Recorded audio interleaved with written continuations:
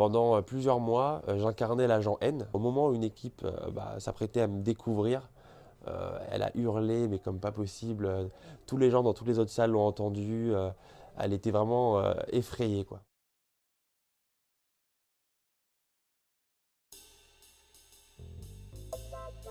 Alors on est une enseigne qui propose 4 rooms accessibles à un public assez varié. On a une room qui est dans le thème de l'horreur, donc qui s'adresse plus à un public adulte, en soif de sensations.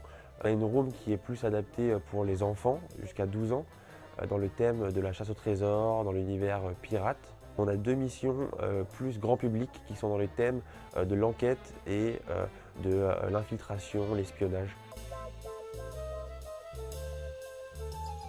Alors c'est une activité très ludique et c'est une heure durant laquelle on va être occupé, on va être actif, tous nos sens vont fonctionner. La deuxième raison, c'est parce que c'est un bon moyen en fait, d'en apprendre plus sur soi et sur les membres de son équipe. Ici, on reçoit beaucoup d'entreprises. Ça permet par exemple, à un superviseur d'une équipe dans une société de voir un petit peu ses collaborateurs avec un autre œil.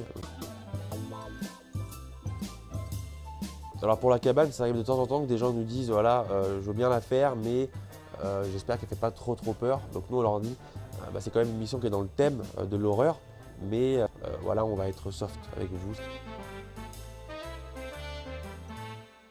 Oui, ça peut la rendre plus difficile si on débute dans l'escape game, mais c'est vraiment plus immersif. Un thème de l'horreur, on voit que notre vie est vraiment mise en danger et qu'on peut vraiment y laisser sa peau, donc il y a vraiment une adrénaline qui se crée. Sherlock Holmes. Un père et son fils qui roulent un jour en voiture en pleine nuit. Ils roulent. Quand tout d'un coup, un camion vient les percuter. Le père meurt sur le coup, malheureusement.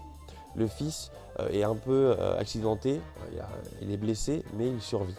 Donc il est emmené d'urgence à l'hôpital. Sur place, le docteur vient et elle dit « Oh, c'est mon fils. Comment c'est possible ?»